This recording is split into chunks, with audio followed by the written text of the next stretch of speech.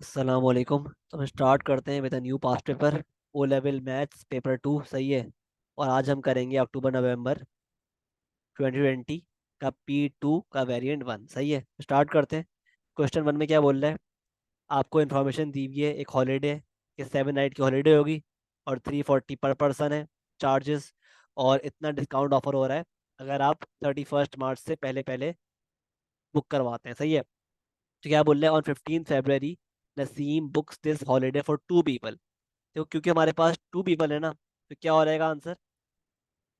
340 पर पर्सन है ना, तो ये हो जाएगा 340 मल्टीप्लाई बाई 2, जो बनता है आपके पास 680। ठीक है, 340 मल्टीप्लाई बाई 2 क्या बनता है? 680। सही है।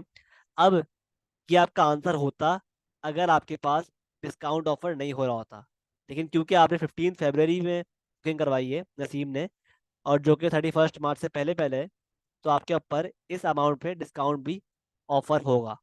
तो डिस्काउंट लगा दो इस प्राइस पे। तो अब मेरे पास 100% की प्राइस क्या आ रही है? प्राइस है 680, और डिस्काउंट लगा दिया मतलब 100% में से मैंने 8% कम कर दिए, तो कितने बनेंगे? 92%। 92% का की प्राइस जो है वो अभी एक्स है, निकालनी है हमें। ठीक है, आफ्टर डिस्काउंट। तो इसमें आप क्या करोगे? आप सिंपली अप्लाई कर दोगे formula unknown over known into known value. तो ये परसेंट अननोन परसेंट है over known percent into known value. ठीक है, तो आंसर क्या आ रहा है? 92/100 इंटू 680। आंसर आ रहा है 3128/5, मतलब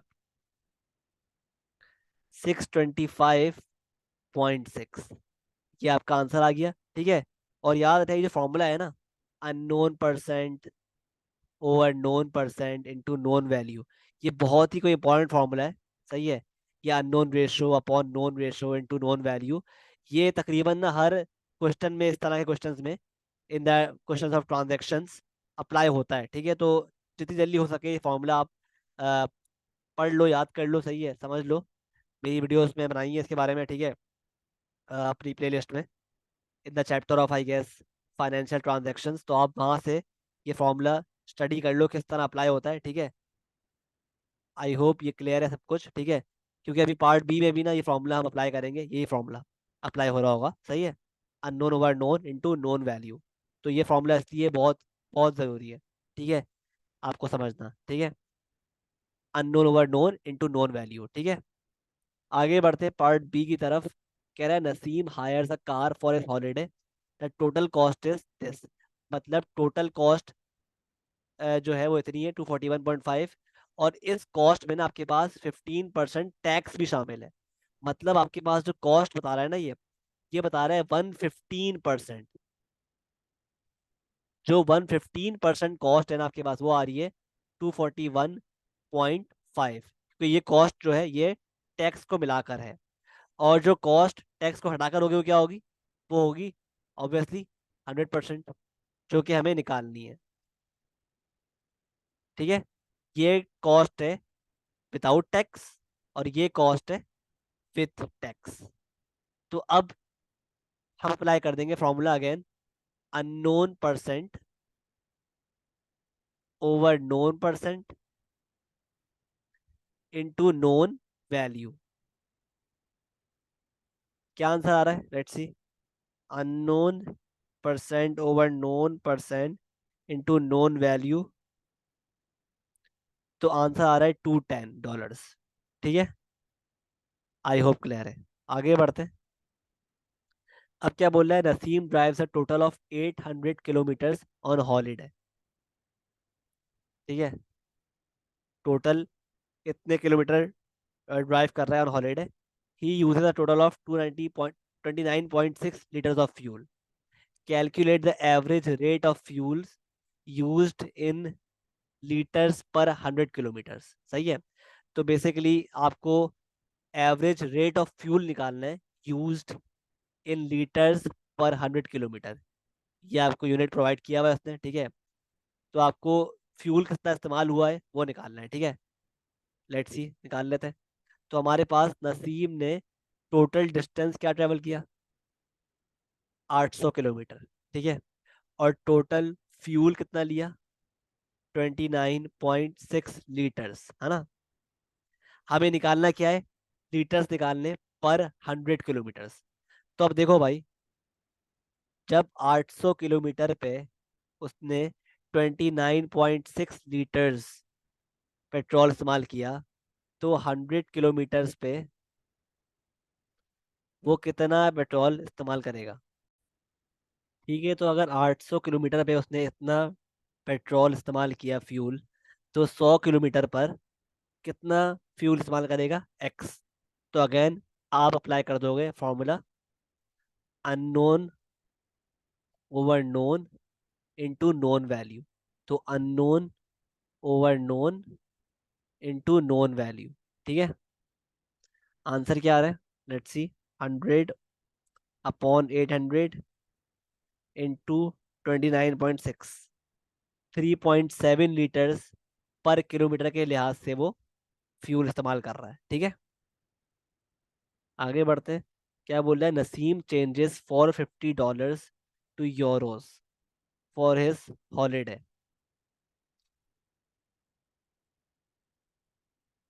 ठीक है। द एक्सचेंज रेट क्या है बिटवीन डॉलर एंड यूरोस, $1 बराबर है 0.8 यूरोस के, ठीक है। On holiday he spends this much money, ठीक है। उसने चेंज कितने कितने करवाए, $450।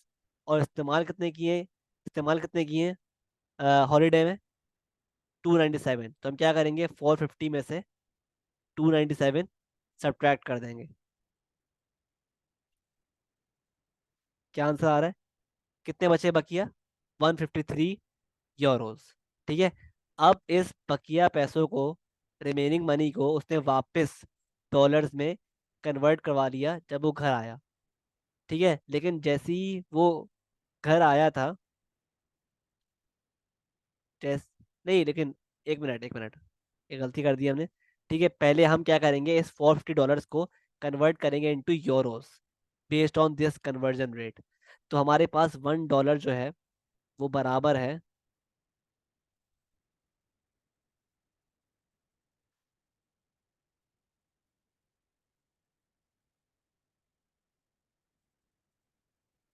जो हमारे पास $1 है वो बराबर है कितने यूरोस के, 0.82 यूरोस। तो $450 कितने यूरोस के बराबर होगा, unknown over known into known value कर दो। तो क्या आ रहा है, 450 × 369 यूरोस, ठीक है। तो हमारे पास उसने कन्वर्ट कर लिया, हमने कन्वर्ट कर लिया, $450 बराबर हैं 369 यूरोस के, ठीक है।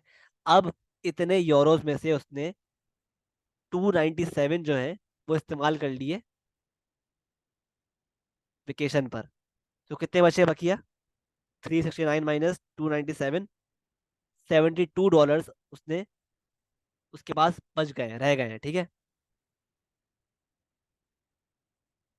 ठीक है, तो उसने इन बकिया यूरोस को वापस डॉलर में कन्वर्ट कर लिया जब वो घर आया। लेकिन जब वो घर आया था तो एक्सचेंज रेट क्या था उस वक्त, ये $1 बराबर था 0.80 यूरोस के। तो 72 यूरोस कितने डॉलर्स के बराबर हो गए, अगेन अप्लाई कर लो, unknown over known into known value, सही है। तो 72 डिवाइड बाय 0.80, क्या आंसर आ गया, $90।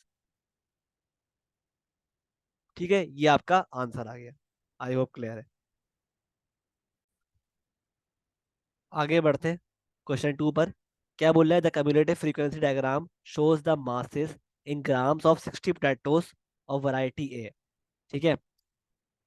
फ्रीक्वेंसी क्या है, टोटल फ्रीक्वेंसी 60 है, ठीक है, ऑफ द पोटैटोस, सही है। अब क्या बोल रहा है, use a diagram to estimate the median. अब देखो यार, कम्युलेटिव फ्रीक्वेंसी ग्राफ में मीडियन क्या होता है? It is basically the 50%, the corresponding value of 50% of the frequency, total frequency. तो हमारे पास टोटल फ्रीक्वेंसी क्या है? 60, है ना? उसका 50% क्या होगा? 30। तो 30 फ्रीक्वेंसी की जो करस्पॉन्डिंग वैल्यू है वो हमारे पास क्या होगी? मीडियन, जो कि आ रही है ये 182, 84, 86, 88। 188 ग्राम्स जो है वो आ रही है आपके पास, वो आ रहा है मीडियन। ठीक है, आगे बढ़ते हैं। अब क्या बोल रहा है? Inter quartile range. अब वी ऑल नो कि इंटर क्वार्टाइल क्या होती है? It is basically the equal to upper quartile minus lower quartile. तो पहले हम निकालते हैं अपर क्वार्टाइल, वो क्या होता है? 75% of the total frequency. 75/100 into 60 क्या हो जाएगा? 45। तो 45 पे करस्पॉन्डिंग वैल्यू क्या आ रही है ये देख लेते हैं। 75, सॉरी, 45 पे 45 आपके पास है 75% ऑफ द टोटल फ्रीक्वेंसी। ये रहा 45।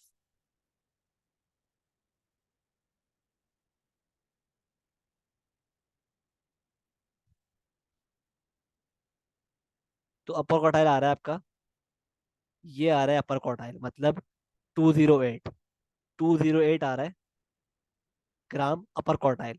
और अब निकालते हैं लोअर क्वार्टाइल, वो क्या होता है? 25% ऑफ टोटल फ्रीक्वेंसी, मतलब 25/100 इंटू टोटल फ्रीक्वेंसी, यानी 60। 15 आ रहा है आंसर। तो 15 पे करस्पॉन्डिंग वैल्यू क्या आ रही है देख लेते हैं। 15 ये रहा। तो इस पे आपके पास जो करस्पॉन्डिंग वैल्यू आ रही है वो आ रही है 170, जो कि आपका लोअर क्वार्टाइल है, 170। तो इंटर क्वार्टाइल क्या हो गया? Upper quartile minus lower quartile. 208 minus 170 is equal to 38 gram. ये आपका क्या हो गया? Inter quartile. ठीक है, आई होप क्लियर है। अब क्या बोल रहे हैं पार्ट टू में कि potatoes with a mass greater than 220 grams are sold as baking potatoes. Find the percentage of the potatoes that are sold as baking potatoes. तो हमारे पास क्या बोल रहा है कि वो पोटैटोज जिनका मास 220 से बड़ा है, देख लेते हैं। तो ये रहा 220। तो ऐसे कौन से, अगर 220 से मैं फ्रीक्वेंसी चेक करूं, करस्पॉन्डिंग फ्रीक्वेंसी,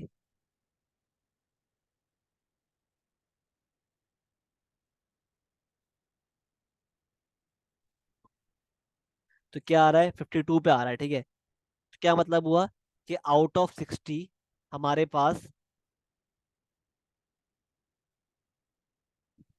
आउट ऑफ 60 हमारे पास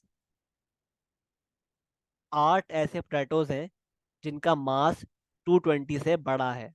तो मतलब ये 8 जो है potatoes, they will be called as baking potatoes. तो क्या हम किस तरह निकालेंगे percentage of these baking potatoes? 8 upon the total number of potatoes 60 into 100, percentage निकालनी है ना। तो 8/60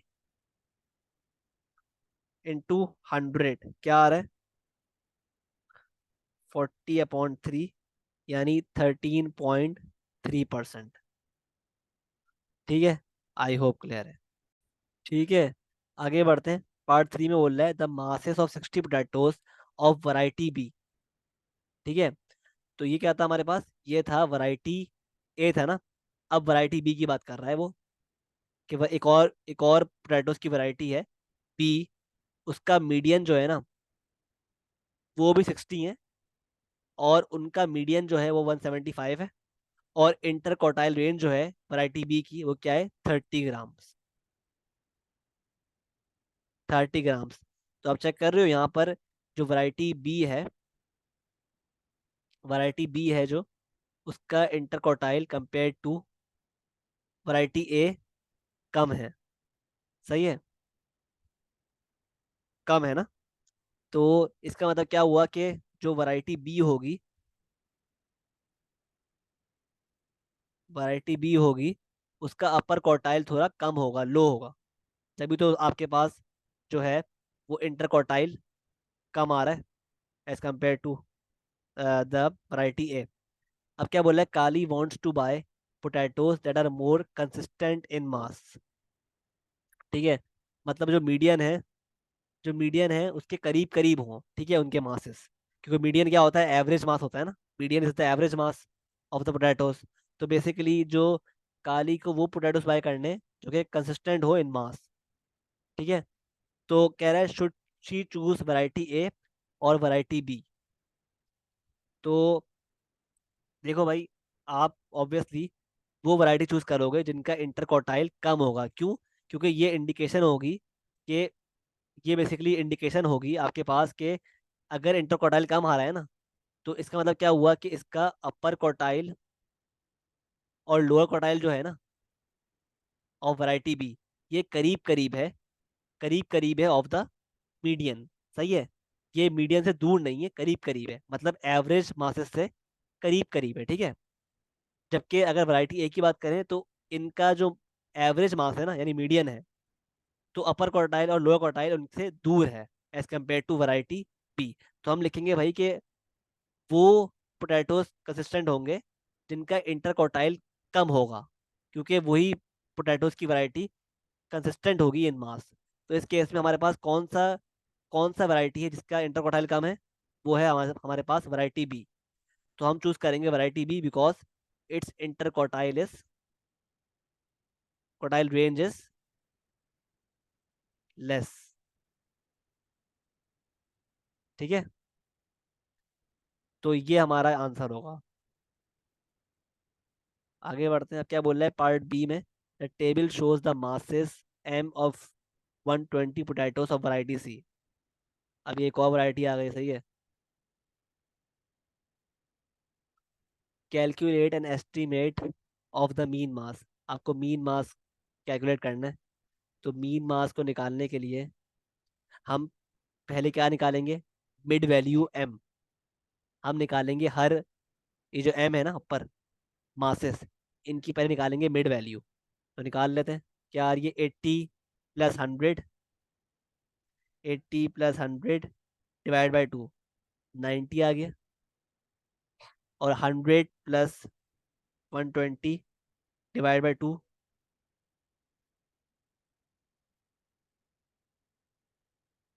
आ गया 110।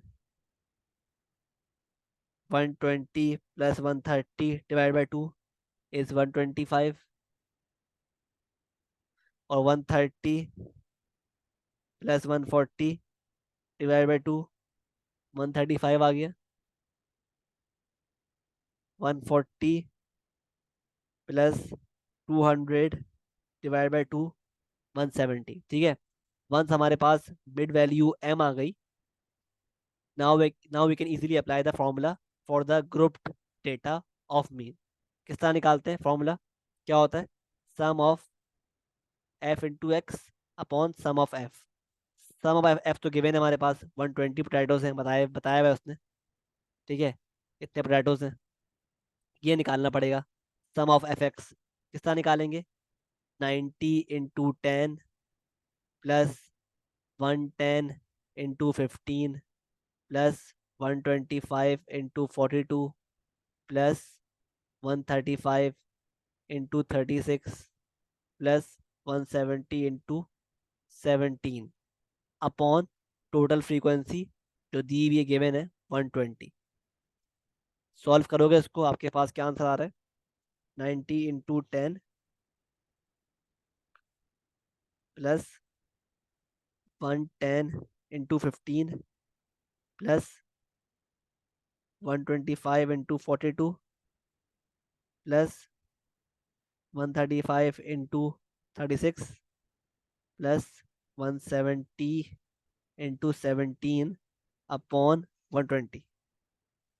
तो आपके पास आंसर आ रहा है 1555 अपॉन 12, मतलब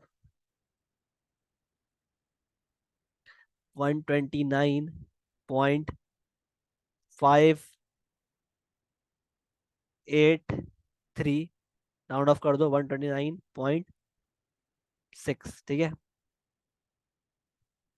ये आपका क्या है, एस्टिमेट है of the mean mass. I hope clear है। ठीक है, तो आगे बढ़ते हैं पार्ट सी। कह रहा है bag of potatoes has a mass of 2.5 kilograms, correct the nearest 100 gram, सही है। और bags of potatoes are packed into a box, the mass of the box is 600 grams, correct to nearest 10 gram. Calculate the upper bound of the total mass in kilograms of a box containing 10 of these bags of potatoes। ठीक है, तो हमें upper bound निकालना है of the total mass in kilogram of a box containing 10 of these bags. तो हम पहले क्या करते हैं, हम पहले एक बैग का पोटैटोस का अपर बाउंड कैलकुलेट करते हैं। तो हमारे पास अगर हम बैग की बात करें, इसका वेट क्या है 2.5 kg, मास क्या है 2.5 kg, correct to nearest 100 grams. तो हम क्या करेंगे, 100 को 2 से डिवाइड करेंगे, क्या आ रहा है, अच्छा ये ग्राम है और यहाँ पे केजी में दिया हुआ है, सही है। और हमें आंसर रिक्वायर्ड है इन किलोग्राम। तो हम एक काम करते हैं, इस ग्राम को चेंज करते हैं पहले इनटू किलोग्राम। तो 100 divide by 1000 is equal to 0.1 gram. तो ये क्या हो गया, करेक्ट टू नियरेस्ट 0.1 kg। तो अब क्या करेंगे, हम 0.1 को डिवाइड बाय 2 करेंगे, तो आंसर क्या आ रहा है, 0.1 डिवाइड बाय 2, आंसर आ रहा है 0.05 kg। ठीक है, तो अगर हम इस 2.5 में 0.05 kg ऐड करते हैं, तो आपके पास आंसर आ रहा है 2.55 किलोग्राम। तो ये इसका अपर बाउंड है, अपर बाउंड है of the bags of potatoes. अगर सिमिलर काम हम करते हैं with the mass of the box, तो अब देखो बॉक्स बॉक्स का जो मास है ना, बॉक्स का जो मास है वो क्या है, 600 ग्राम, करेक्ट टू नियरेस्ट 10 ग्राम। तो 10 को डिवाइड कर दो 2 से, 5 आ रहा है। अब अगर हम 5 को इसमें ऐड कर दें, तो क्या बन गया, 605 ग्राम। ठीक है, 605 ग्राम। ठीक है, और इस 605 को, ग्राम को आप कन्वर्ट कर लो इनटू किलोग्राम। ठीक है, तो क्या बन गया ये, 0.605 किलोग्राम। ये आपका क्या है, अपर बाउंड है of the mass of box. तो अब हमारे पास बैग ऑफ पोटैटो का भी अपर बाउंड आ गया, और अपना मास ऑफ बॉक्स का भी अपर बाउंड आ गया। और हमें क्या निकालना है, टोटल मास निकालना है, upper bound of the total mass निकालना है of a box containing 10 of these bags. तो हम क्या करेंगे, इस बैग के अपर बाउंड के मास को 10 से मल्टीप्लाई कर देंगे।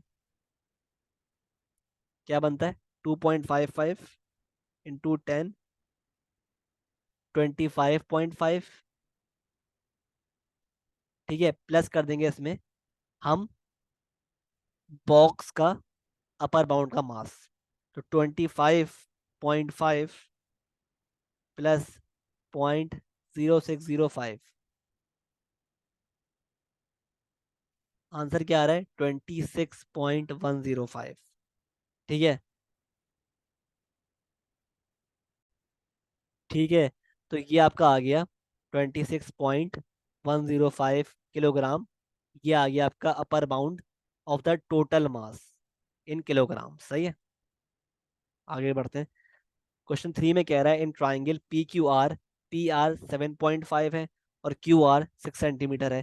कह रहा है using a ruler and compass only construct triangle P Q R, line P Q has been drawn for you. तो बहुत ईजी है, आपको क्या क्या करना है भाई, आपने एक, पहले देखो यहाँ पे क्या होगा, ये पी है ना, तो आप क्या करना है भाई, आपको पहले हम पी आर ड्रॉ करते हैं, पी आर को मार्क करते हैं। किस तरह करेंगे, आपने एक स्केल लिया, रूलर लिया, ठीक है, और एक कंपस लिया, कंपस की जो नीडल है ना, फिक्स्ड नीडल, उसको यहाँ पे रखा, और आपने 7.5 जो है, 7.5 जो है ये खोल लिया। ठीक है, 5 सेंटीमीटर कंपास से, और with the help of compass and ruler खोल लिया, ठीक है कंपास। वंस आपने 7.5 खोल लिया, अब आपने कंपास की जो निडल है ना, वो रखी पॉइंट पी पर, और पॉइंट पी पर रख के यहाँ पर एक आर्क ड्रॉ कर दी, ठीक है, बड़ी सी। सेम काम आपने किया विथ लाइन क्यू आर, कि आपने रूलर लिया और कंपास को अब की बार 6 सेंटीमीटर ओपन किया, और निडल को पॉइंट क्यू पे रखा, और आपने एक और आपने आर्क मार्क कर ली, कुछ इस तरह। तो आप नोटिस करोगे कि ये दोनों आर्क्स एक पॉइंट पे मिल रही हैं। ये आपका पॉइंट क्या है, पॉइंट आर हो गया। फिर आपने with the help of ruler point P R को और पॉइंट पी क्यू को ड्रॉ कर लिया, सही है, इस तरह मिला दिया। तो आपके पास ट्राइंगल पी क्यू आर आराम से बन गया। क्या बोल रहे हैं आप पार्ट टू में? Using a by taking suitable measurements from your triangle, calculate the area of triangle P Q are. तो बहुत ईजी है। एरिया फाइंड करने के लिए आपको क्या करना है, इस ट्राइंगल का एरिया फाइंड करने के लिए यू विल नीड टू, आपको चाहिए होगी बेस और हाइट। तो आप क्या करोगे, with the help of ruler आप पहले इसकी बेस जो है पी क्यू आर मेजर करोगे, और फिर आप इसकी हाइट जो है ना, वर्टिकल हाइट, ये मेजर करोगे with the help of ruler, ठीक है। और अप्लाई कर दोगे formula 1/2 into base into height. Base ये आ जाएगी और हाइट ये रही, और आपके पास एरिया भी आराम से आ जाएगा, ठीक है। अब क्या बोल रहा है पार्ट बी में? The diagram shows two triangles, और आपको सारी मेजरमेंट्स दी हुई हैं, ठीक है, शोन है, गिवन है। कैलकुलेट कह रहा है D A C, D A सी निकालना है, मतलब ये एंगल निकालना है आपको, ठीक है। तो किस तरह फाइंड करेंगे? बहुत ही ईजी है। डी ए सी फाइंड करने के लिए आप अप्लाई कर दोगे साइन रूल, ठीक है। साइन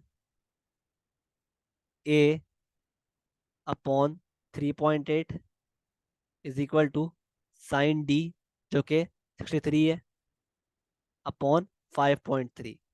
इसको आप क्रॉस मल्टीप्लाई कर लो। तो 5.3 इंटू साइन है, या क्रॉस मल्टीप्लाई नहीं करो, इसको जो है ना इधर भेज दो, मल्टीप्लाई कर दो। तो साइन ए बराबर हो गया sine 63, sine upon 5.3 into 3.8। Answer क्या आ रहा है आपका? 0.6388, ठीक है। तो अब क्या करो, ए इज इक्वल टू बराबर है साइन इनवर्स,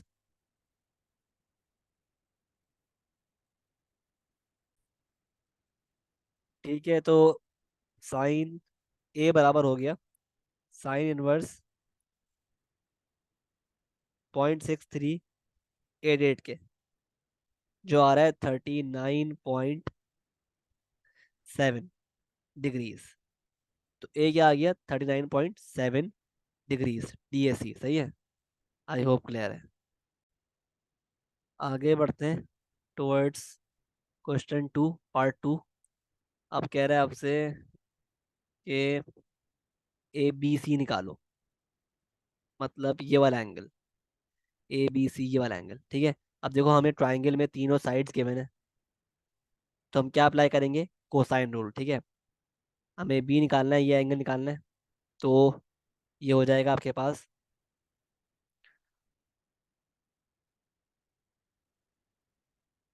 साइड हो जाएगी 5.3 का square is equal to 6.4 square plus 9.7 square minus 2 PC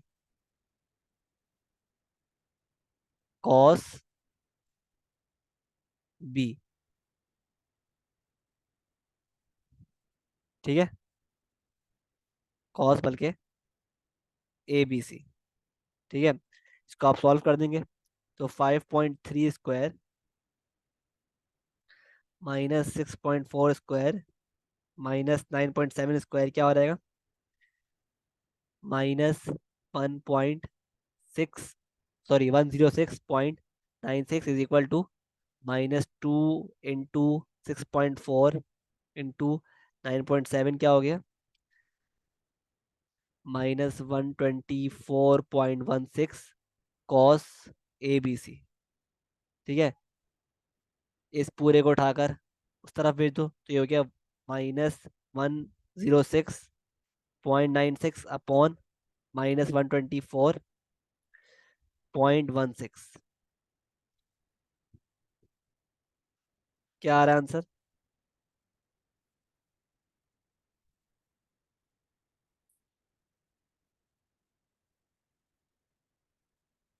answer आ रहा है cos ABC is equal to 0.86146। ठीक है, बल्कि 8614 कर लो। ठीक है, तो ABC बराबर हो गया कॉस इनवर्स 0.8614 के, जो क्या आ रहा है 30.5 डिग्रीज। तो ये आंसर आ गया ABC 30.5 डिग्रीज। आई होप क्लियर है। आगे बढ़ते हैं पार्ट 4 की तरफ, क्वेश्चन 4। तो इसमें आपसे पहले कह रहा है कि आप कंप्लीट करें टेबल को। तो ये आपके पास है इक्वेशन, इसमें आप x की वैल्यू पुट करो -3, तो 4/5 इंटू 2 की पावर x यानी 2 की पावर -3। तो क्या आ रहा है आंसर?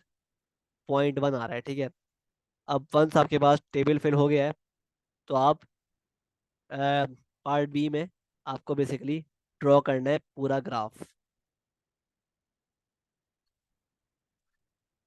सही है, तो पहला पॉइंट क्या है आपके पास? -3, 0.1, -3, 0.1।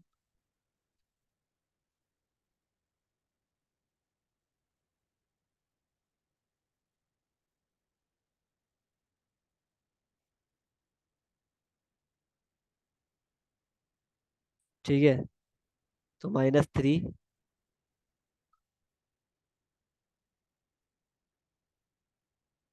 कॉमा 0.1, ये पहला पॉइंट हो गया आपका। Let me use a darker colour for this. तो ये डार्क कलर हो गया -3, 0.1। फिर है -2, 0.2, -2, 0.2,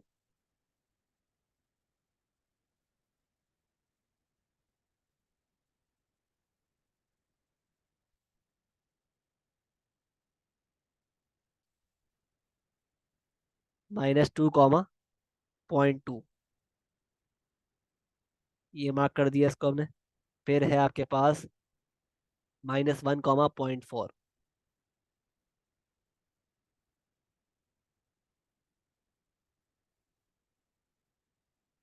ठीक है, फिर आपके पास आता है 0, 0.8।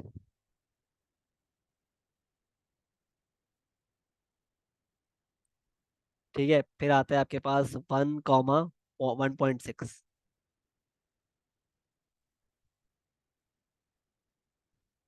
ठीक है, फिर आता है 2, 3.2। फिर एंड में लास्ट वैल्यू जो है वो क्या है? 3, 6.4।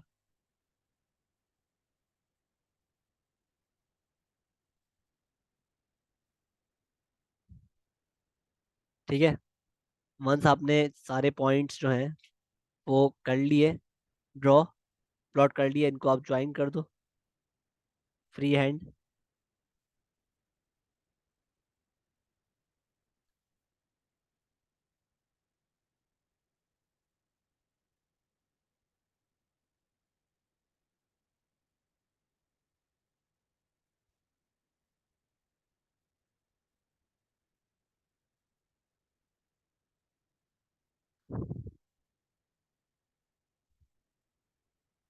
मेरी ड्राइंग थोड़ी इनएक्यूरेट सी है, लेकिन आप ट्राई करना कि जितना एक्यूरेट हो सके, जितना एक्यूरेट पॉसिबिलिटी हो, उतना अच्छी ड्राइंग करना, सही है। अ, वरना आपकी वैल्यूज़ जो है वो अच्छी नहीं आएंगी, एक्यूरेट नहीं आएंगी, ठीक है। तो आगे बढ़ते हैं, हमने ड्रॉ कर लिया, सही है। अब क्या बोल रहा है पार्ट सी में, by drawing a tangent estimate the gradient of this graph at X is equal to 2। तो भाई एक्स इज इक्वल टू 2 पर, जो कि यहाँ पड़ता है,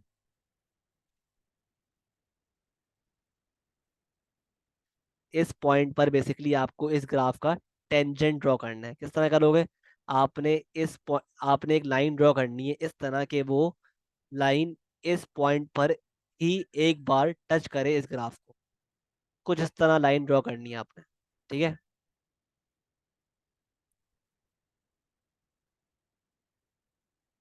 ठीक है, कि ये रही आपकी टेंजेंट, इस तरह ड्रॉ होगी कि टेंजेंट वो लाइन होती है जो कि ग्राफ को एक बार टच करती है, ठीक है। सही है, तो आपने टेंजेंट ड्रॉ कर लिया वंस। उसके बाद आप क्या करोगे? उस टेंजेंट का ग्रेडियंट एस्टिमेट करोगे। वंस आपने टेंजेंट ड्रॉ कर लिया, अब आप टेंजेंट में से कोई भी दो पॉइंट पिक करोगे। लेट से मैं इस टेंजेंट ड्रॉन में से ये पॉइंट पिक करता हूँ, और लेट से ये पॉइंट पिक करता हूँ। तो ये दो पॉइंट्स जो होंगे ना, इन पर आप अप्लाई कर दोगे formula of gradient, y2 - y1 upon x2 - x1 to find the gradient that is m। सही है, आपके पास m आ जाएगा। तो वो आप कर लेना, सही है। अब क्या बोल रहा है पार्ट डी में, क्या बोल रहा है कि use your graph to estimate the solution of equation this. ठीक है, तो पार्ट डी में क्या बोल रहा है कि use your graph to estimate the solution of the equation this. अब आपको ये जो इक्वेशन दी हुई है ना, इसका सोल्यूशन निकालना है by the with the help of graph. अब देखो यार, अगर हम इस इक्वेशन को, जो ग्राफ की इक्वेशन है, अगर हम इस इक्वेशन को, जो गिवन है हमें, इसको हमें कन्वर्ट करना है।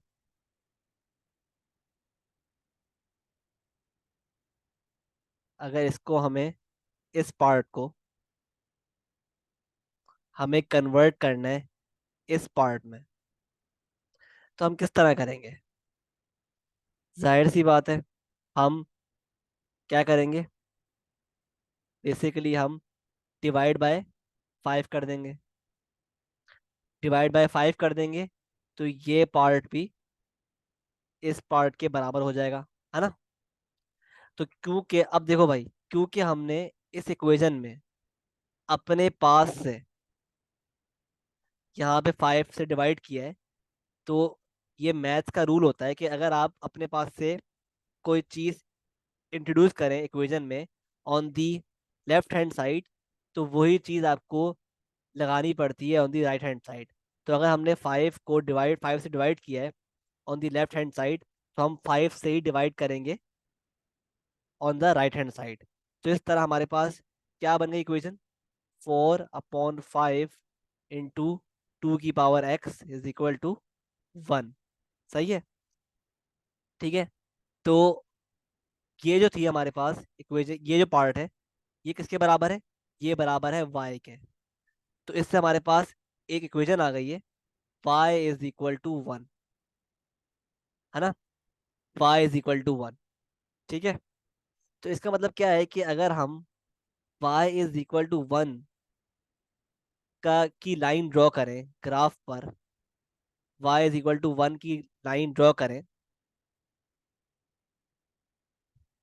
जो कि इस तरह बनेगी,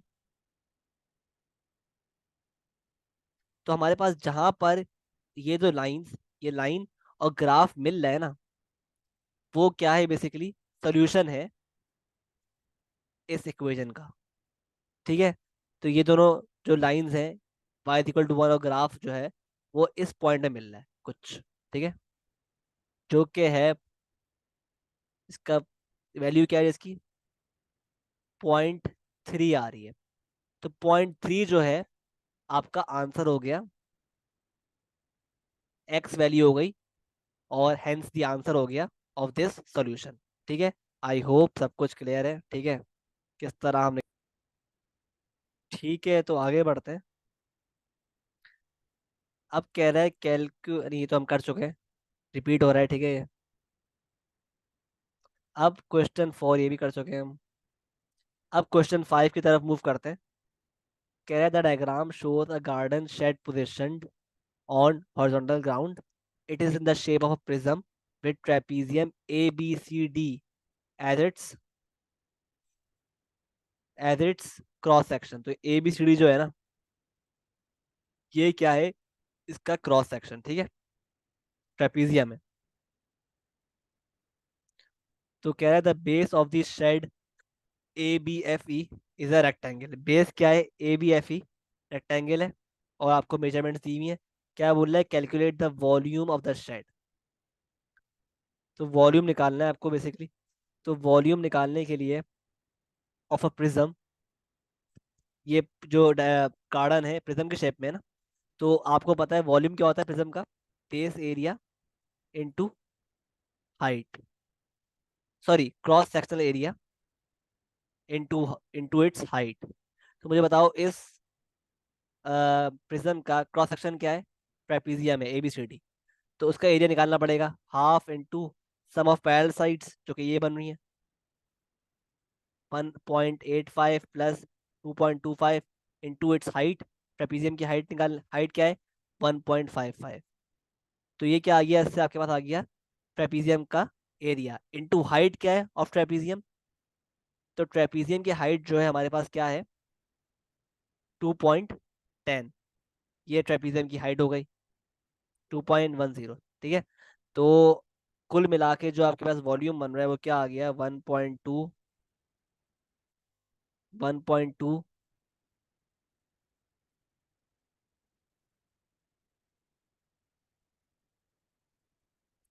इंटू 1.85 प्लस 2.25 इंटू 1.55। ये आ गया area of base cross section into 2.10। तो आपके पास आंसर आ रहा है 6.672। ठीक है, 75। ठीक है, तो राउंड ऑफ कर लो इसको, 6.67। ठीक है,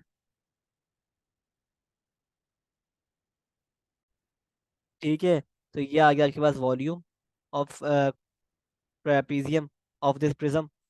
अब क्या बोल रहा है, the roof of the shed CGHD, CGHD ये रूफ है ना, इस पेंटेड। ठीक है, 1 litre of paint covers 2 square metres.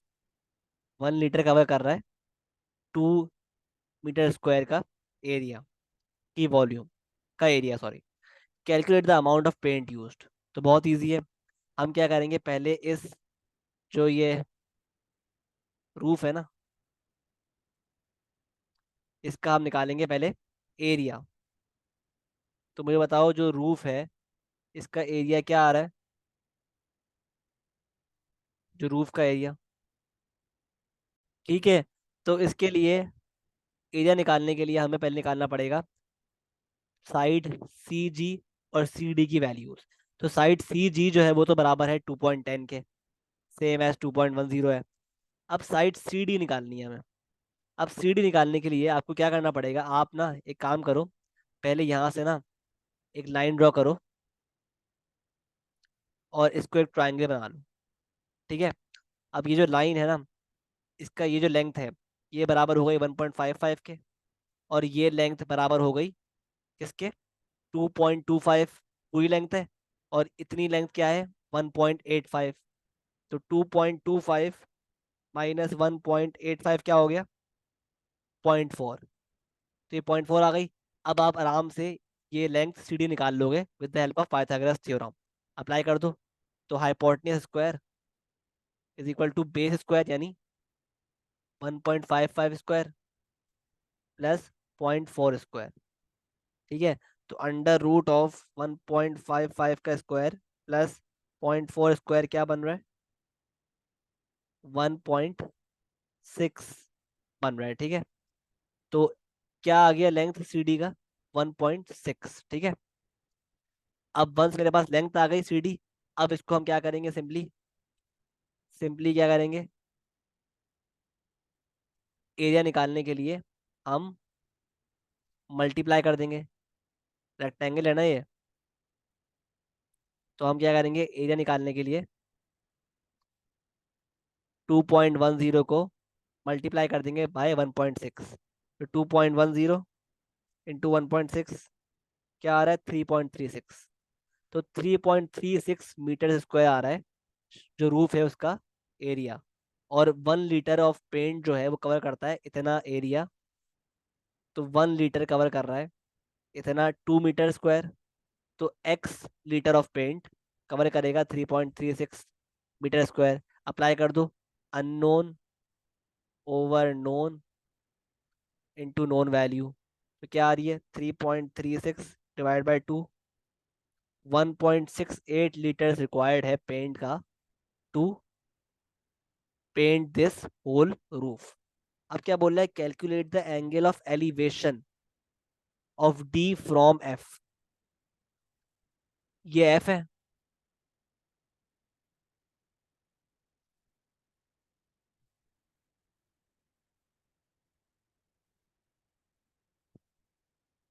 ठीक है। तो अब कह रहा है ये एफ है, इससे जो एंगल ऑफ एलिवेशन बन रहा है ना, उसका आपको वो निकालना है, ठीक है। जो कि कुछ ये बन रहा है, ये रहा आपके पास angle of elevation of D from F, ठीक है।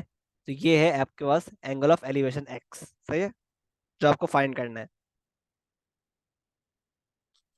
सही है। अब देखो यार, एंगल ऑफ एलिवेशन निकालने के लिए आपको you should know the length of this diagonal, जो आप निकाल लोगे आराम से बाय अप्लाइंग पाइथागोरस थ्योरम, ठीक है, on this triangle, triangle A B F. तो अगर मैं ए बी एफ पे अपना पाइथागोरस थ्योरम अप्लाई करूं तो क्या बनता है? अ, देख लेते हैं। Hypotenuse square is equal to base square, यानी 2.10 स्क्वायर, 10 स्क्वायर प्लस 1.55 स्क्वायर, ठीक है। तो 2.√2.10 स्क्वायर प्लस 1.55 का स्क्वायर क्या बनता है? 2.61, ठीक है। ये बन गया। ये आ गया आपके पास डायगनल ए एफ 2.61, ठीक है। अब देखो इस ट्राइंगल ए डी एफ का आपके पास ये लेंथ भी आ गई, ये लेंथ पता है आपको, और ये लेंथ निकाल ली डायगनल। अब निकाल लोगे आप एक्स, तो आपके पास कुछ ऐसा ट्राइंगल बन रहा है, कुछ ये ट्राइंगल बन रहा है। ये निकालना है, ये आपको गिवन है 2.25, और ये आप निकाल चुके हो, ठीक है। अप्लाई कर दो आप बेसिकली टेन का formula. Tan X is equal to opposite upon adjacent. तो एक्स क्या हो गया?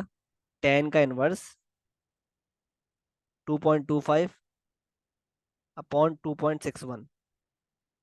तो आंसर आ रहा है 40.76। 40.76 इज योर आंसर, ठीक है। Angle of elevation of D from F. I hope clear है, ठीक है। आगे बढ़ते हैं। क्या बोल रहा है क्वेश्चन 6 में कि सॉल्व द इनक्वालिटी। सॉल्व कर लेते हैं। तो 6x-7 is greater then 5-2x। तो आपने क्या किया? -7 -5 हो गया, ग्रेटर देन -2x -6x। ये हो गया -7 -5 -12, ग्रेटर देन -2 -6 क्या होता है? -8x। अब देखो यार, आपके पास जो है जो वो है वेरिएबल है उसके साथ नेगेटिव साइन है, तो अगर आप इस पूरे 8 को उधर भेजोगे ना, अगर आप ऐसा करोगे -12/-8, तो आपको बेसिकली इस साइन को भी चेंज करना पड़ेगा, क्योंकि आपने एक ऐसे नंबर को भेजा है जो था विद अ वेरिएबल। तो जब भी किसी वेरिएबल के साथ नेगेटिव साइन होगा, तो जब भी आप उस साइन को उधर भेजोगे, तो आपके पास जो है sign of the inequality will change, तो it will become less than X. तो एक्स इज ग्रेटर देन, क्या हो जाएगा, 12/8। सही है।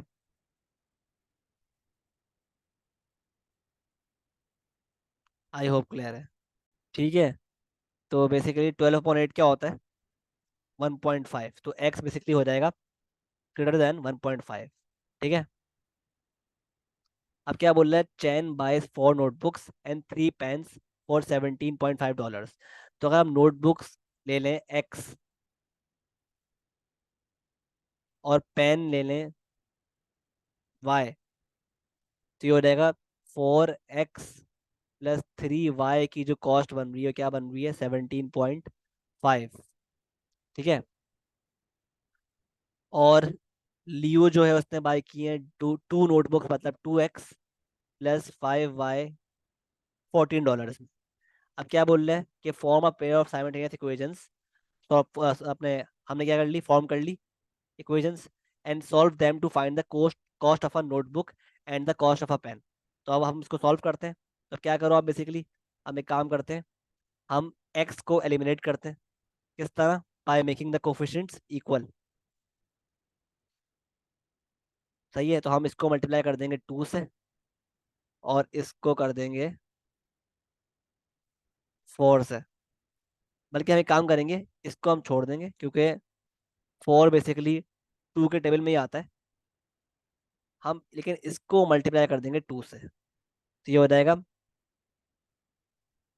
4x + 10y = 28।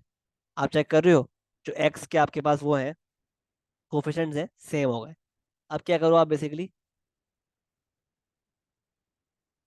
इसको मिटा देते हैं। अब आप बेसिकली इन दो इक्वेशंस को आप क्या करोगे, आप पहले क्या करोगे, क्योंकि इनके साइंस जो हैं वो सेम है ना, तो पहले आप इसको मल्टीप्लाई करोगे बाय माइनस, तो ये हो जाएगा -4, और ये हो जाएगा -10, और ये हो जाएगा -28। अब इनको आप दोनों को ऐड कर दोगे, ठीक है।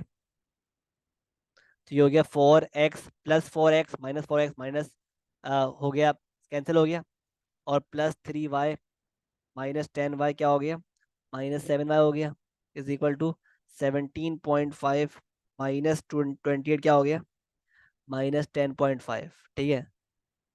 तो y बराबर हो गया 10.5 ÷ 7 के, जो कि 1.5 आ रहा है।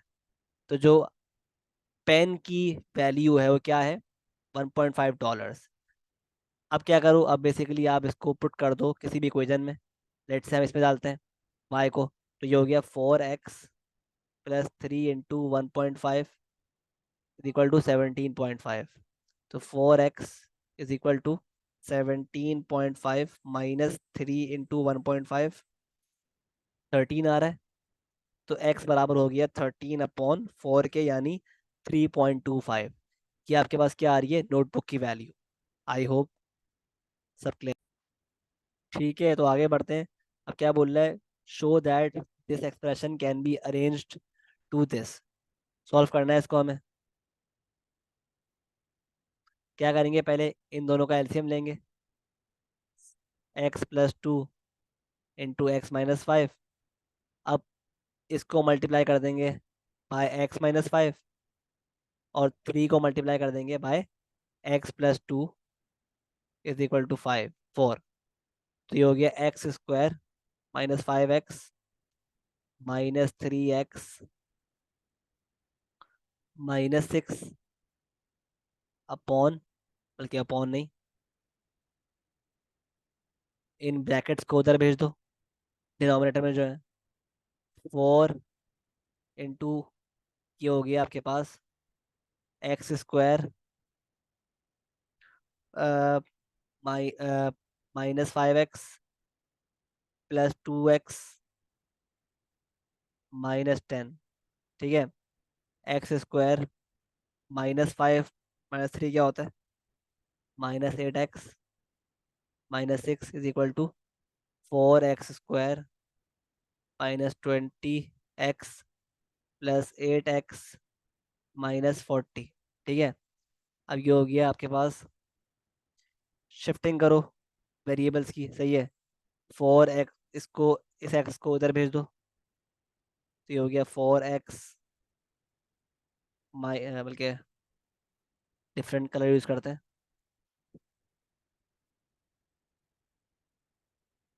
4x -x क्या हो जाएगा, x²। 4 - 1 क्या होता है, 3। 3x² हो गया, और हमने क्या किया, 8x को भी इधर भेज दिया, तो -20 +8 +8, सही है। क्या आ रहा है, -4x आ गया। अब क्या बचा, -40 +6 क्या हो गया, -34 = 0, सही है। तो आप चेक कर रहे हो कि ये एग्जैक्टली इसके बराबर हो गया, शो कर दिया हमने। ठीक है, अब इसको आपको सॉल्व करना है। अब देखो, सॉल्व करना है एक क्वाड्रेटिक इक्वेशन को, और उसने लिखा हुआ है, उसने हिंट दी हुई है कि आपको करेक्ट टू 2 डेसिमल प्लेसेस का आंसर लेके आना है। तो ये एक हिंट होती है कि ये जो इक्वेशन है ना, ये सिर्फ और सिर्फ सॉल्व होगी with the help of quadratic equation, formula sorry, जो होता है -b + -√b² -4ac/2 है। तो ये आपके पास क्या है, क्वाड्रेटिक फॉर्मूला। इससे आपको सॉल्व करोगे इसको, इसमें a हो जाएगा आपके पास 3, और b हो जाएगा -4, और c हो जाएगा -34। ठीक है, इसको सिर्फ पुट करना है इस फॉर्मूले में, और आंसर निकालना है, दो निकालने हैं आंसर, दो आएंगे, और उनको आपको 2 डेसिमल प्लेसेस तक राउंड ऑफ कर देना है। ठीक है, ये आप खुद कर लेना, मुश्किल नहीं है। क्वेश्चन 7 की तरफ मूव करते हैं। रिगार्डिंग सर्कल प्रॉपर्टीज है, ABCD are point on the circle centre O, और आपको एंगल्स दिए में, कह रहे हैं फाइंड CDO। CDO मतलब ये वाला एंगल, सही है। CDO निकालना है आपको, तो CDO किस तरह निकालोगे, देखो CDO निकालने के लिए ना, आपको पता होना चाहिए कि ये जो है ना ABCD, ये एक साइक्लिक क्वाड्रेटरल है, सही है। अब साइक्लिक क्वाड्रेटरल में एक प्रॉपर्टी आपने पढ़ी होगी कि इसके जो ऑपोजिट एंगल्स होते हैं वो क्या होते हैं, they are equal to 180 degree, है ना। अगर आपने ध्यान से चैप्टर पढ़ा हो साइकिल प्रॉपर्टीज का, तो यू विल नो कि जो साइक्लिक क्वाड्रेटर होता है, कि उसका जो ऑपोजिट एंगल्स होते हैं, they are equal to, total मिला के इक्वल होते हैं वो 180 के बराबर। तो अगर ये मेरे पास 68 है एंगल, तो ये क्या हो जाएगा, 180 -68, 112, है ना। ठीक है, और अगर आपने ये भी पढ़ा है कि जो जो एंगल एट द सेंटर होता है,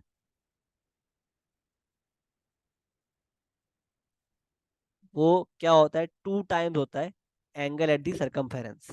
तो अगर ये 68 है, तो ये क्या हो जाएगा, 68 × 2, यानी 136। तो अब हमारे पास ना बेसिकली क्या हुआ कि एक OPCD नामी एक क्वाड्रेटरल बन गया, और आपको पता है कि हर क्वाड्रेटरल का जो टोटल सम मिलाकर होता है वो क्या होता है, 360। तो अगर हमें CDO निकालना है, तो हम क्या करेंगे, 136 +52 +112 +CDO बराबर किसके होगा, 360। तो CDO बराबर हो गया 360 -112 -52 -136, 60 डिग्री के। ये आपका आंसर हो गया। ठीक है, आगे बढ़ते हैं। अब क्या बोल रहा है, the cross section of a solid A is the sector of a circle of radius 6 and angles 40। ठीक है, दिख रहा है वो तो सेक्टर के तौर पे। ठीक है, the height of solid is 5, ठीक है। अब कह रहे हैं calculate the total surface area of solid है, ठीक है। अब देखो टोटल सरफेस एरिया निकालने के लिए हमें बारी बारी हर साइड का एरिया निकालना पड़ेगा और उसको हमें ऐड करना पड़ेगा, ठीक है। तो पहले हम इस सेक्टर का निकालते हैं एरिया, ठीक है, जो कि हम निकालेंगे with the help of formula 40/360 multiply by pi r square. क्या आ रहा है? 40/360 मल्टीप्लाई बाय पाई इंटू 6 का स्क्वायर, तो 4 पाई आ रहा है। ऑब्वियसली इसको हम मल्टीप्लाई बाय 2 कर देंगे क्योंकि हमारे पास एक एक एरिया सेक्टर ऊपर की तरफ है और एक नीचे ये वाला है, ठीक है। तो ये हो गया 8 पाई, सही है। अब निकालते हैं हम, अब लेट्स फाइंड दिस एरिया जो कि रेक्टेंगल है। आ जाएगा 5 इंटू 6, क्या आ रहा है? 30, मल्टीप्लाई बाय 2 कर देंगे क्योंकि इस तरफ भी है, 60 हो गया, ठीक है। अब हमें निकालना है बेसिकली, हमें क्या निकालना है? हमें निकालना है इसका एरिया, इस कर्व्ड सरफेस एरिया का एरिया निकालना है।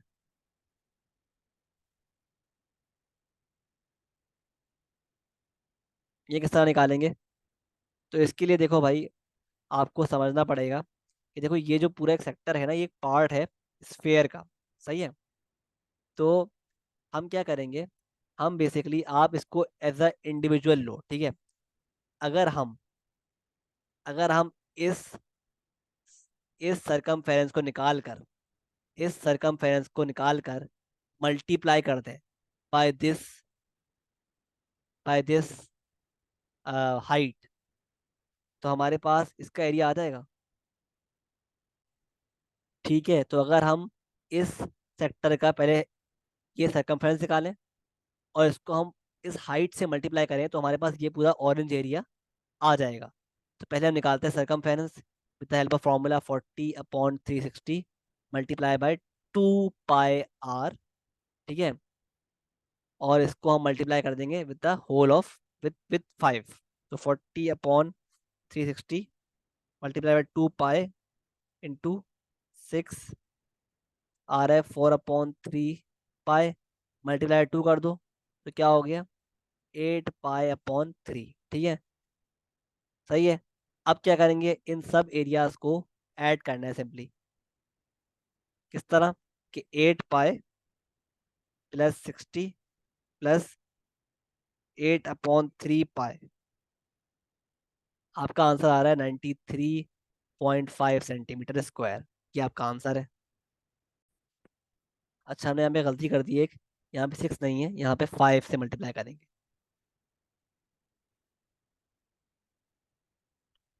नहीं, बल्कि 6 से ही करेंगे, तो 6 रेडियस है ना इसका, ठीक है। हमने गलती क्या की है, सॉरी, यहाँ 6 ही होगा, हमने 2 से मल्टीप्लाई कर दिया, जबकि ये मल्टीप्लाई होगा 5 से।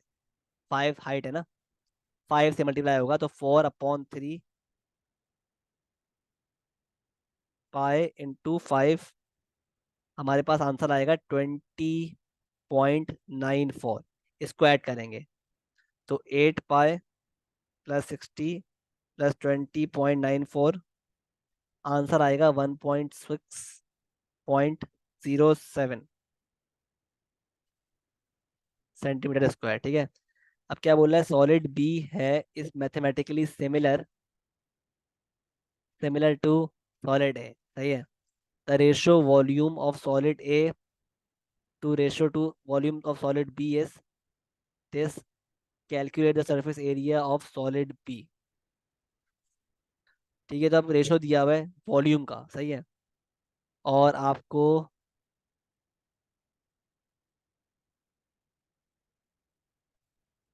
सॉलिड ए जो है इसका टोटल सरफेस एरिया हम निकाल चुके हैं पिछले पार्ट में, ठीक है। आपको इस पार्ट में उसका वॉल्यूम दिया हुआ है। ठीक है, तो आप क्या करोगे, हम एक काम करते हैं। ठीक है, तो हम क्या करेंगे कि आप पहले अप्लाई करोगे वॉल्यूम का जो फॉर्मूला होता है ना इन सिमिलर फिगर्स, वो क्या होता है, हमने पढ़ा था कि volume one, volume of in this case volume of A upon volume of B is equal to length A upon length B times three. ठीक है, अब आपको देखो, आपके पास, आपको बेसिकली लेंथ जो है ना इसका रेशो निकालना है। ठीक है, वॉल्यूम का रेशो गिवन है। ठीक है, तो वॉल्यूम का रेशो क्या था, दिया हुआ है 27/1, है ना, दिया हुआ है ना ये आपको। तो अगर is equal to length A length B three, अगर मैं दोनों साइड्स पर अंडर रूट ले लूँ, क्यूब रूट, तो क्या बन जाएगा, ये बन जाएगा length of A upon length of B is equal to 3/1, है ना। तो इससे आप चेक कर रहे हो, हमारे पास लेंथ ऑफ सॉलिड ए और लेंथ ऑफ सॉलिड बी का क्या आ गया, लेंथ का रेशो आ गया, लेंथ का रेशो सही है। अब हम निकालते हैं, वंस हमने लेंथ का रेशो निकाल लिया, now we can easily find the surface area of solid B. किस तरह, देखो भाई कि अब सरफेस एरिया का फॉर्मूला क्या होता है इन सिमिलर फिगर्स, के surface area of A upon surface area of B is equal to length of A upon length of B times two. तो लेंथ ऑफ ए और लेंथ ऑफ बी तो given है 3/1, इसको insert कर दो इस फॉर्मूले में, तो हो गया surface area A B is equal to 3/1 का स्क्वायर। तो surface area of A surface area of B का रेशो क्या हो गया, 9/1। ठीक है, तो जो आपके पास सरफेस एरिया है ऑफ बी, सॉलिड बी, उसके 9 टाइम्स है सरफेस एरिया ऑफ ए। तो जो सरफेस एरिया हम निकाल चुके हैं पार्ट 1 में, ये 9 टाइम्स है of surface area of solid B, क्योंकि रेशो क्या है 1:9 ना। तो आप क्या करोगे, अगर आपको निकालना है, अगर आपको निकालना है basically surface area of solid B, तो आप 1.06.07 को डिवाइड कर दोगे बाय 9। तो 106.07 डिवाइड बाय 9 क्या आ रहा है, 11.79। तो ये आपके पास बेसिकली सरफेस एरिया है of solid B. I hope clear है। ठीक है, आगे बढ़ते हैं। अब 8 में क्या बोल रहा है, अ bag contains 36 balls, there are n red balls in the bag, the rest of the balls are green, Esther takes 2 balls from the bag at random without replacement। ठीक है, तो ये क्या है, विदाउट रिप्लेसमेंट इवेंट्स है। ठीक है, as shown, कि देखो पहली फर्स्ट बॉल में 36 थी बॉल्स, फिर उसने फर्स्ट बॉल निकाल ली, अब कितनी बची 35। ठीक है, तो ये ट्री डायग्राम शो की भी है, आपको बनी भी है। क्या बोल रहा है, write an expression in terms of N for the probability that Esther's first ball is red and her second ball is, पहले क्या बोल रहा है कि कंप्लीट द ट्री डायग्राम, तो वो कर लेते हैं। तो आपके पास जो है ये क्या हो रहेगा, आपके पास जो है उसने पहली बॉल ग्रीन निकाली है, तो ये क्या हो रहेगी, पहली बॉल ग्रीन निकाल के, ये तो हो गया 35, 35। तो रेड बॉल कितनी बची है अब, देखो पहली बॉल उसने निकाली है ग्रीन, तो अब रेड बॉल कितनी बची है, एन ही बची है ना, क्योंकि रेड बॉल एक भी एक निकाली नहीं है अभी उसने, पहली बॉल ग्रीन निकाली है, तो सेकंड बॉल रेड होगी, उसकी क्या प्रोबेबिलिटी होगी, n/35।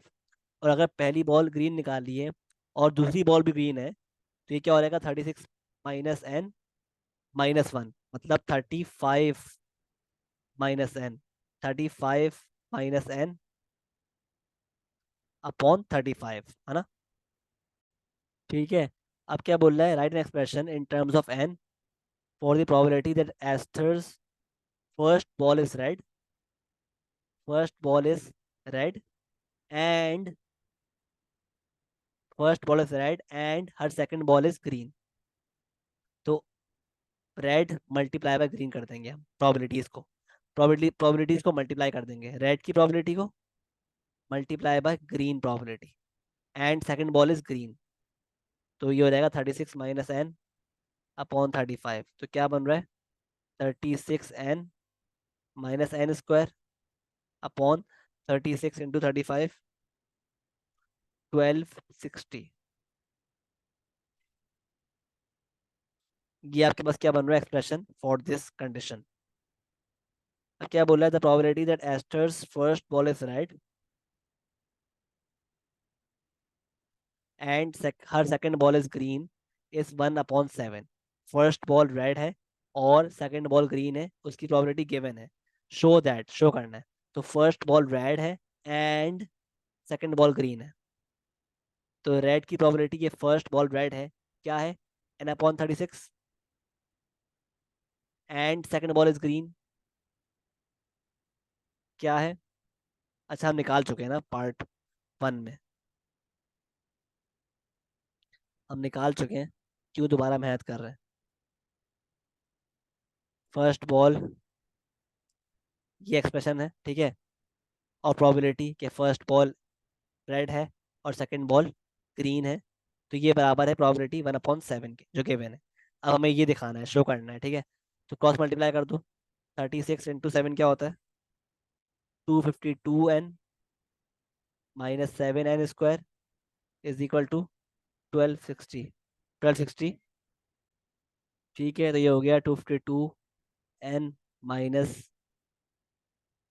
देखिए इसको एक काम करते हैं, इसको आप उधर ले जाओ, 7n² minus 252n plus 1260 is equal to 0। ठीक है, ये आ गई, लेकिन हमें प्रूफ शो ये करना है, तो हम क्या करेंगे, हम पूरी पूरी इक्वेशन को डिवाइड बाय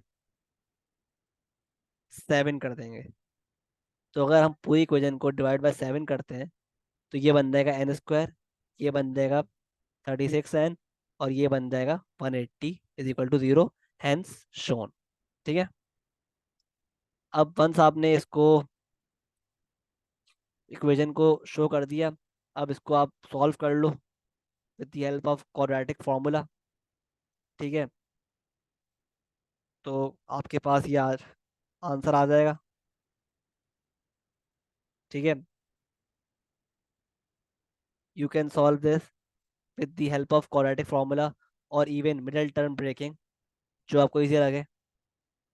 ठीक है, ये रहा क्वाड्रेटिक फार्मूला, इसमें आप a की वैल्यू 1, b की वैल्यू -36, c की वैल्यू 180 पुट करोगे तो आपके पास दो आंसर आ जाएंगे n के। ठीक है, सॉल्व कर लेना।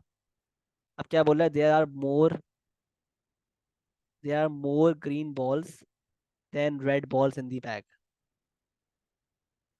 There are more green balls than red balls in the bag, find the probability that Esther takes 2 green balls, give your answer as a fraction in its lowest terms।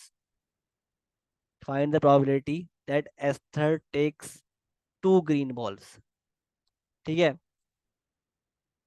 मतलब पहले first ball भी green ले और second ball भी green ले। ठीक है, ठीक है, तो इसके लिए हमें एन की वैल्यूज भी फाइंड करनी पड़ेगी, तो मैं with the help of calculator find कर लेता हूँ।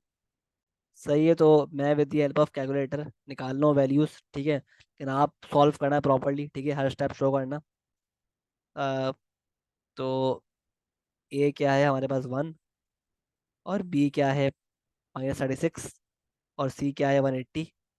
तो एन की वैल्यूज दो आ रही है, 30 आ रहा है एन, और एन आ रहा है 6।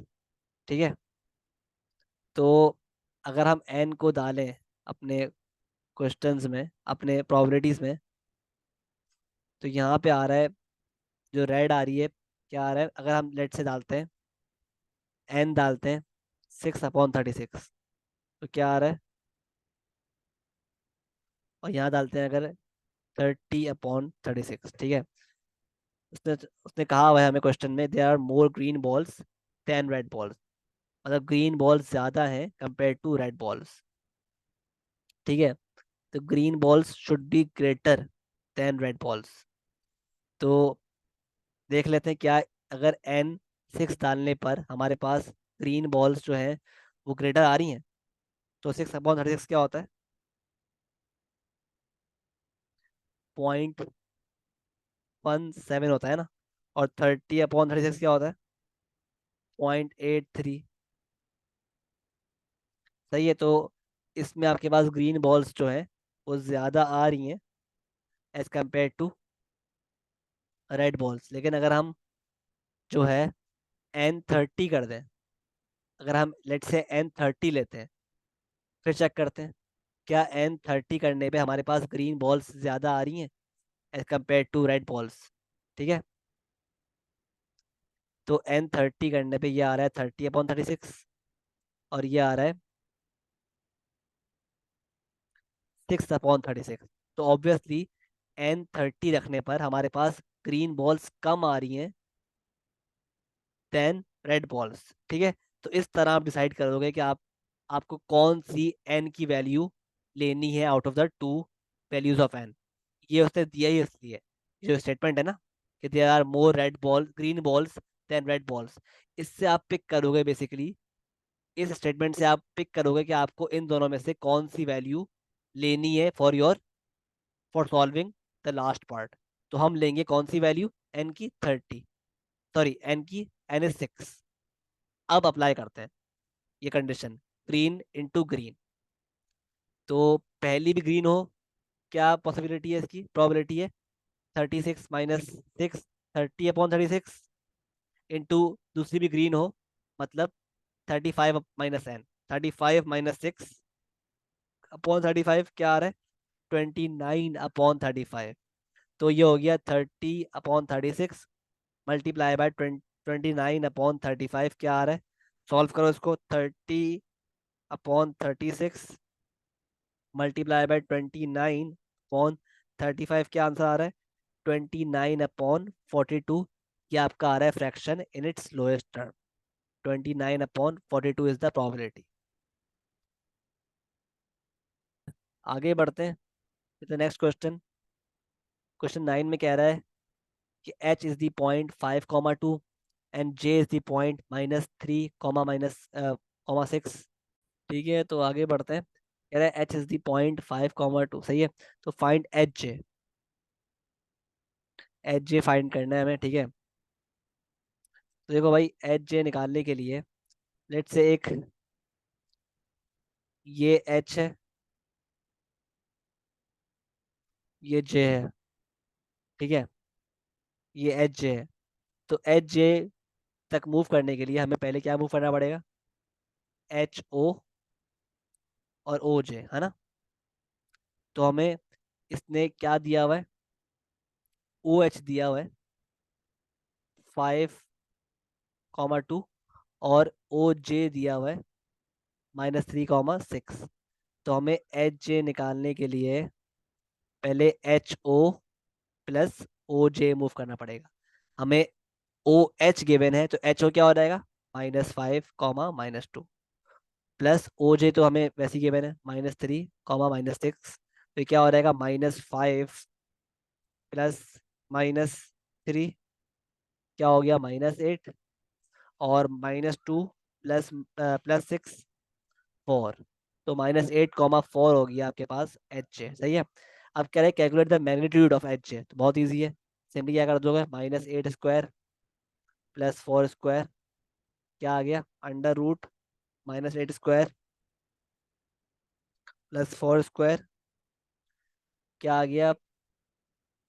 8.9, ठीक है। अब कह रहे हैं M is the mid point of HJ, ठीक है। Find the position vector of M, तो मतलब ये हमारे पास HJ है और ये M है उसका मिड पॉइंट, और हमें निकालना है पोजीशन वेक्टर ऑफ M, मतलब OM निकालना है, ठीक है। OM, सही है। अब देखो भाई, हमें ओ एम निकालने के लिए किस तरह मूव करना पड़ेगा? ओ जे मूव करना पड़ेगा, और जे एम। सही है। तो हमें ओ जे तो गिवन है, जे एम निकालना पड़ेगा। और उसने बताया हुआ है कि एम जो है मिड पॉइंट है। तो अगर एच जे मेरे पास, एच जे क्या है आपका? एच जे जो है -8, कमा 4 है। तो हम इसका हाफ कर देंगे एच जे का, to find J M, to M J, to find M J. तो अगर मैं हाफ ऑफ एच जे कर दूं, तो मेरे पास क्या आ जाएगा? -4, 2। तो ये क्या आ गया? ये आ गया बेसिकली एम जे। लेकिन हमें ओ एम निकालने के लिए पहले ओ जे प्लस जे एम मूव करना पड़ेगा। ओ जे हमारे पास गिवन है -3, 6, और जे एम हम निकाल चुके हैं। लेकिन हमारा हम निकाल चुके हैं एम जे। लेकिन जे एम क्या हो जाएगा? इसको हम माइनस से मल्टीप्लाई कर देंगे, तो ये हो जाएगा 4 - 2। तो -3 + 4, 1 आ रहा है। और 6 + -2 क्या हो गया? 4। तो 1, 4 is the position vector of M. ठीक है, आगे बढ़ते हैं। अब क्या बोला है? Diagram show the shape made from 7 identical equilateral triangles O A P और ओ एफ जो है वो क्यू है। सही है, बताया हुआ है। Express as simply as possible in terms of P and Q. F B, F B निकालना है। एफ बी मतलब ये पूरा निकालना है हमें। ठीक है, तो एफ बी निकालने के लिए हम पहले मूव करेंगे एफ ओ, फिर ओ ए, फिर ए बी।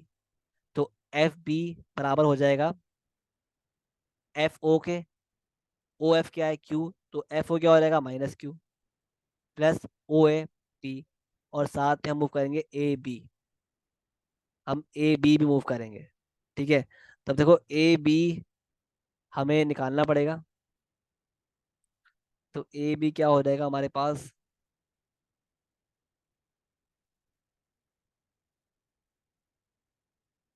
ए बी निकालने के लिए,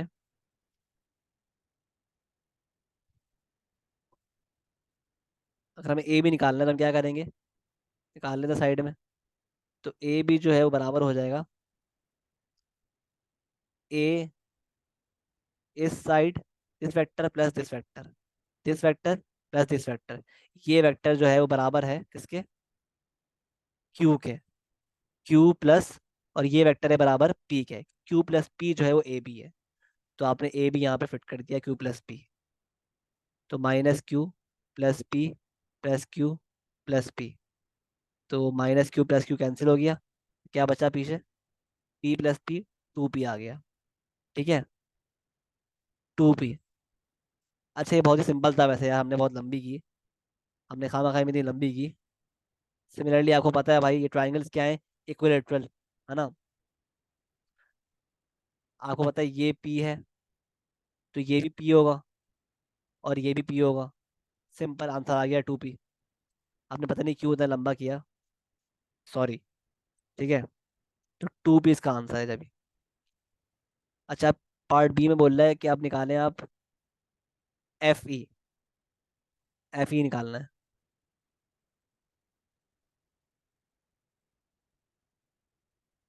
एफ ई निकालना है ये। ठीक है, तो एफ ई निकालने के लिए आप पहले एफ जी प्लस जी। एफ जी क्या है हमारे पास? पी। और जी क्या है? क्यू। तो P plus Q, P plus Q. आई होप क्लियर है। ठीक है, तो आगे बढ़ते हैं।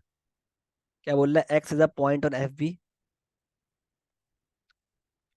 X is a point on F B, and F X ratio X B is equal to 3:1। X is a point on F B, x is a point on FP such that fx, x भी क्या हो जाएगा? तो मेरे ख्याल से x जो point है वो यहाँ पर, यहाँ कहीं है। ठीक है, जब भी हमारे पास F X is equal to,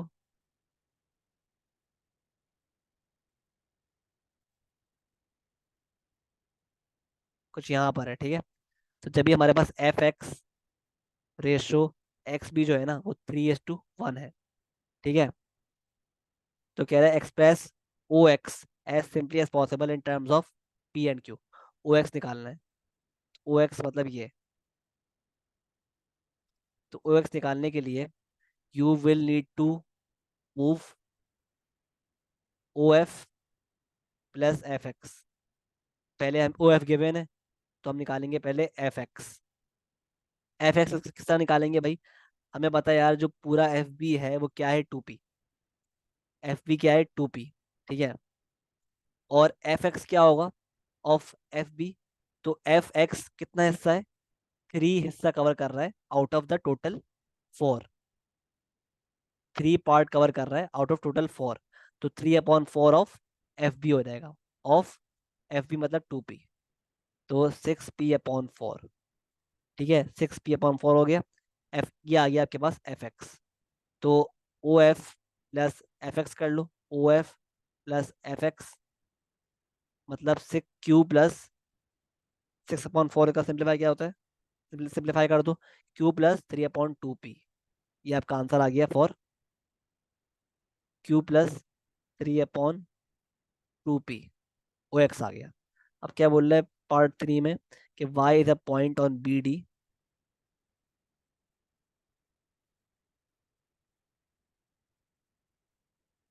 y is a point on B D quadrilateral OXYF is a trapezium. Quadrilateral OXYF is a trapezium. Express XY as simply as possible in terms of P and or Q. अब कह रहे हैं Y जो है ना वो एक point है BD पर, such that quadrilateral OXYF जो है ना, X यहाँ पे था, OXYF OXYF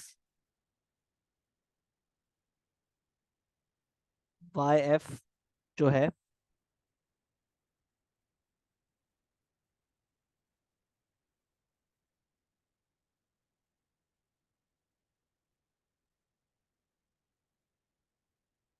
वो एक ट्रेपीजियम है, ठीक है।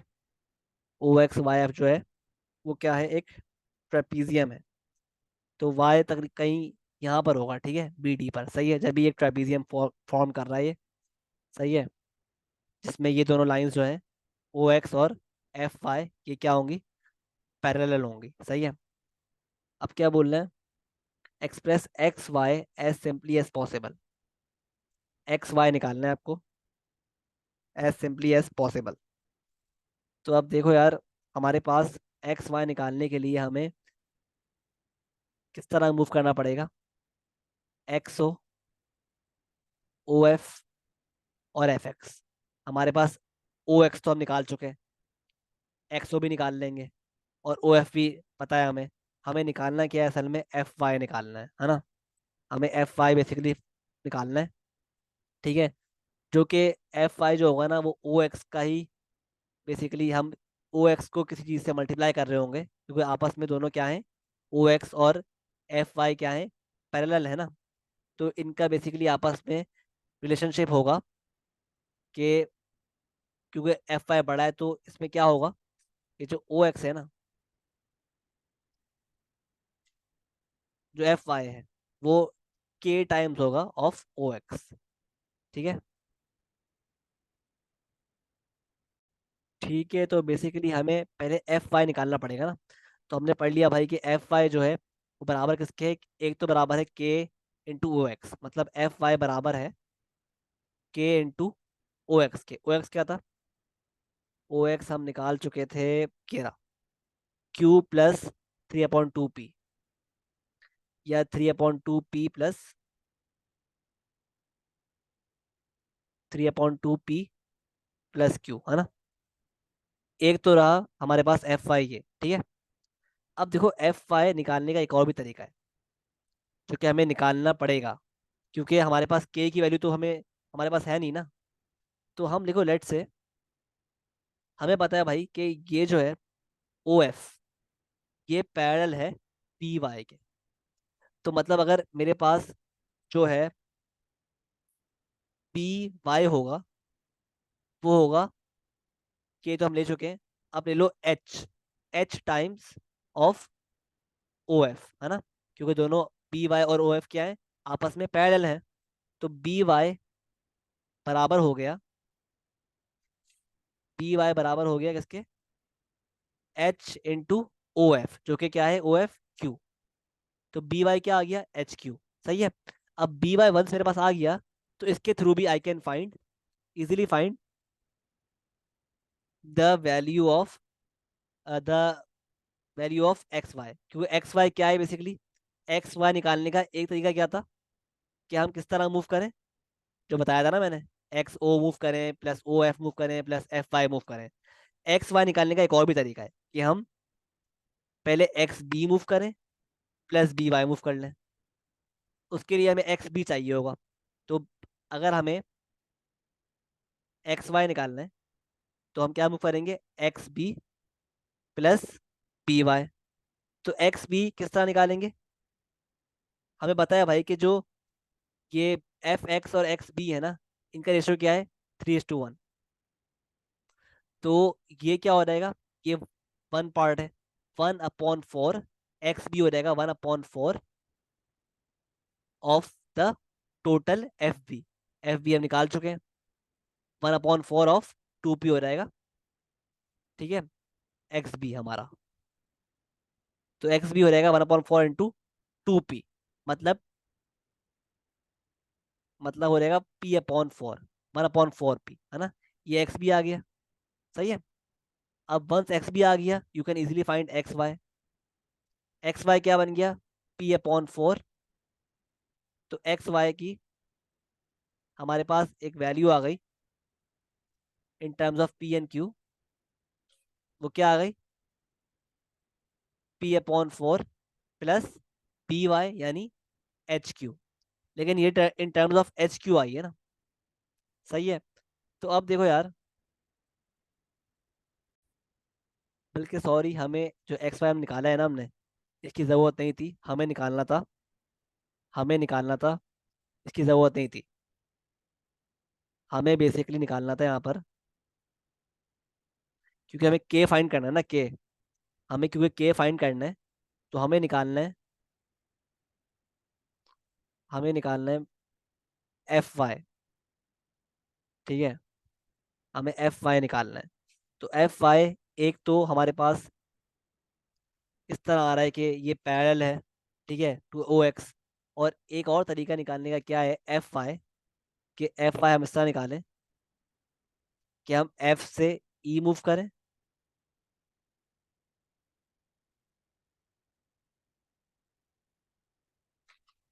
हम एफ से ई मूव करें, डी, और डी वाई मूव कर लें, ठीक है, F D plus D Y. तो एफ एफ वाई निकालने का तरीका क्या है, कि हम एफ ई मूव करें, F E plus F D plus D Y, ठीक है। सही है। तो लेकिन हमें अगर इस तरह हम एफ वाई इस तरह निकालते हैं ना, तो हमें ये इसकी वैल्यूज नहीं पता ना, ये निकालनी पड़ जाएंगी। हम एक काम करते हैं, एफ वाई निकालने के लिए हम एक और तरीका है मूव करने का हमारे पास। एफ वाई के लिए हम इस तरह मूव करते हैं, F B plus B Y. सही है। तो एफ वाई को निकालने के लिए F B plus B Y करते हैं, ठीक है। तो एफ बी हमें पता है, ये पी है, ये पी है, 2p हो गया। और बी वाई हमने निकाला था अभी इन terms of H, H Q हो गया, ठीक है। तो अब एफ वाई का एक और आ गया, वैल्यू आ गई 2p plus H Q. F Y की हमारे पास एक और वैल्यू आ गई 2p प्लस एच क्यू, ठीक है। तो हम क्यों निकाल लेते हैं बेसिकली, अपने पास एफ वाई की वैल्यू, क्योंकि हमारे पास एफ वाई की वैल्यू हम निकाल चुके थे ना पहले भी, क्योंकि हमें एक्स वाई निकालना है। तो अब क्या करेंगे, हम इन दोनों वैल्यूज को जब निकाली है हमने एफ वाई की डिफरेंट तरीकों से, इनको हम क्या कर देंगे, इक्वेट कर देंगे।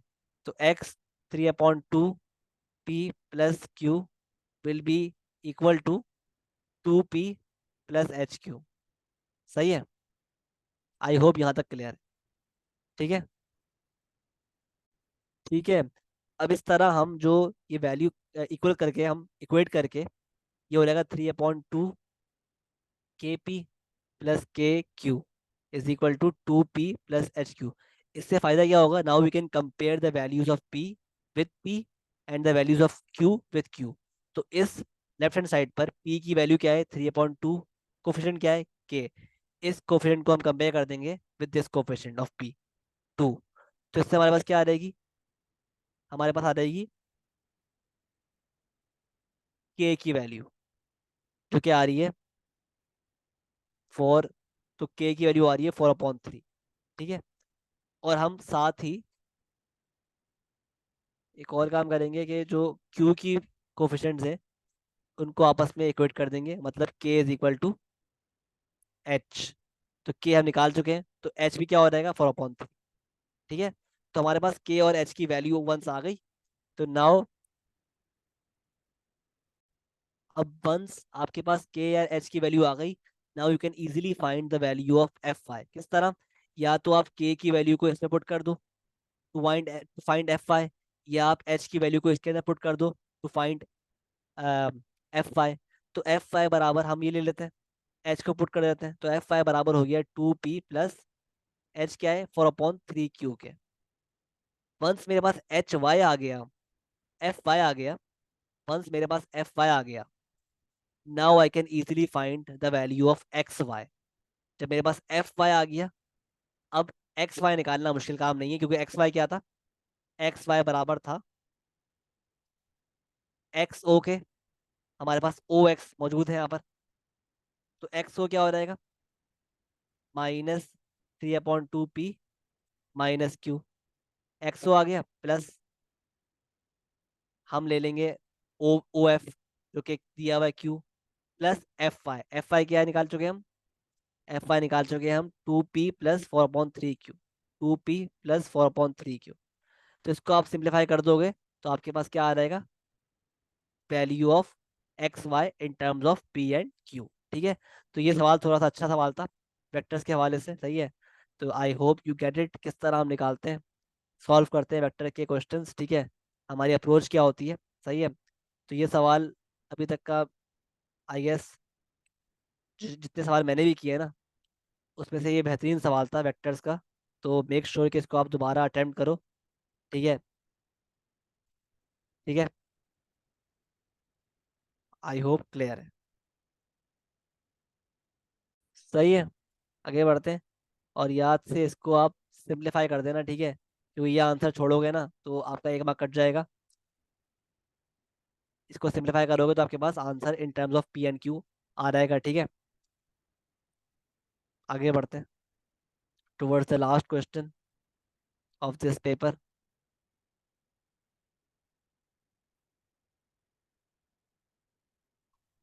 जो है रिगार्डिंग फंक्शंस। अब फंक्शंस में क्या बोल रहा है ये, कि एफ एक्स दिया हुआ है, जी एक्स दिया हुआ है, फाइंड करना है एफ -4। तो क्या हो जाएगा 3 - 2 × -4/5 क्या आ रहा है, 3 - 2 × -4/5 11/5 आ रहा है, मतलब 2.2। ठीक है। अब इनवर्स निकालना है फंक्शन का। किस तरह निकालते हैं इनवर्स, कि पहले आप क्या करोगे, एफ एक्स को बना दो वाई, और अब बना दो एक्स को सब्जेक्ट। तो ये हो गया 5y is equal to 3 - 2x। तो 5y plus 2x is equal to 3, 2x is equal to 3 - 5y, x is equal to 3 - 5y upon two. तो एफ इनवर्स एक्स क्या हो गया, 3 minus, replace Y by X, 5x upon two. ठीक है। अब क्या बोल रहा है ये, पार्ट सी में, पार्ट सी में क्या बोल रहा है ये, कि जी पी आपको दिया हुआ है, जी पी गिवन है, G P is equal to F P plus one. तो जी पी क्या हो जाएगा, x-7 अपॉन फोर, ये जी एक्स है। तो जी पी क्या हो जाएगा, सॉरी जी पी है क्या, पहले तो सिंपली क्या करना है, इन प्लेस ऑफ एक्स आप पी पुट कर दो, p-7 अपॉन फोर। और अगर आपको एफ पी प्लस वन निकालना है, तो in place of x P plus one put कर दो, 3-2 into P plus one upon five. तो 3-2p -2 अपॉन फाइव, ये हो गया 1-2p अपॉन फाइव। ठीक है। अब इनको आपस में कर दो इक्वेट, जी पी बराबर है,